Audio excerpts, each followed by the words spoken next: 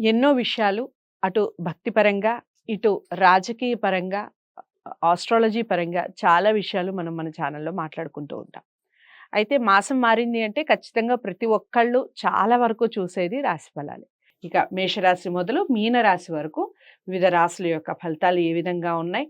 అదేవిధంగా లక్ష్మీదేవి అనుగ్రహం పొందాలి అంటే ఏం చేయాలి? ఎలాంటి మంత్రాన్ని ఉపదేశించాలి? లేదా ఎలాంటి మంత్రోచ్చారణ వలన మనకి లాభాలు కలుగుతాయి? ఈ విషయాలన్నీ కూడా తెలుసుకునే ప్రయత్నం చేద్దాం. నమస్కారం రఘు. నమస్తే.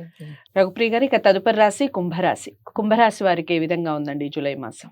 కుంభరాశిలోకి ధనిష్ట 3-4 పాదాలు, శతభిషం 4 పాదాలు, పూర్వభాద్ర 1-2 పాదాల వారిగా చెప్పడం జరిగింది.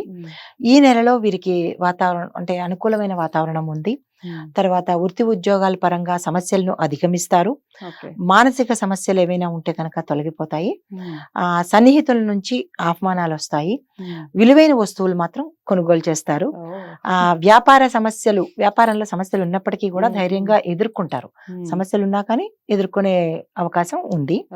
తర్వాత దూర ప్రయాణాలు కనుక చేయగలిగితే లాభసాటిగా ఉంటుంది.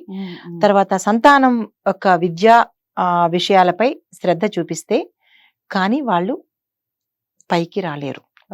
చాలా శ్రద్ధ వహించాలి వారి సంతానం విద్య పట్ల, లేదంటే ఉద్యోగం పట్ల వీళ్ళ ఇన్వాల్వ్మెంట్ ఎక్కువగా వీళ్ళు ఉండాలి. స్థిరాస్తి ఏవైనా కొనుక్కోవాలి అనుకుంటే కనుక ఈ మాసం చాలా చక్కగా ఉంది. తర్వాత కుటుంబ సభ్యులతో విందు వినోదాలకి వెళ్తారు.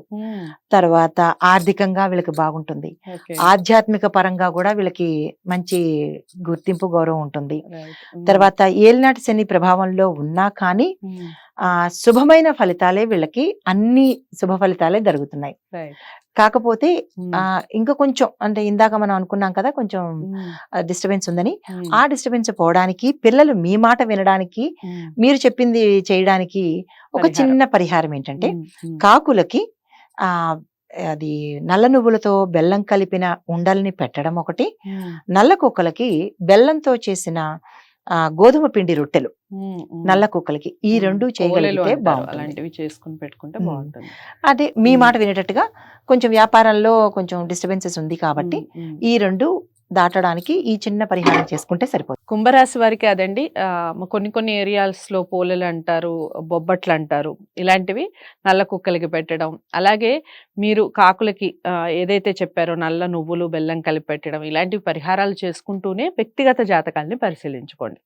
వాటిని చూసుకొని పరిహారం చేసుకుంటే ఇంకా 100% రిజల్ట్ ఉంటుంది. జాతకాలు నమ్మాలి అంటే మనం జాతకాలని పరిశీలించుకోవాలి. అయితేనే ఈ రాశి ఫలితాలు ఏవైతే ఉన్నాయో సత్ఫలితాలు ఇస్తాయి. అది ముందు గ్రహించండి.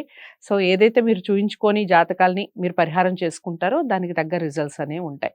జాతకాలు పరిశీలించుకోవాలి అనుకుంటే స్క్రీన్ మీద కనపడే నెంబర్కి కాల్ చేయండి. రఘుప్రియ గారు మీకు అపాయింట్మెంట్ ఇవ్వడం జరుగుతుంది. వీడియోని లైక్ చేసి షేర్ చేయండి. ఛానల్ని సబ్స్క్రైబ్ చేసుకోండి. తదుపరి రాశితో మళ్ళీ కలుస్తాను. నమస్తే.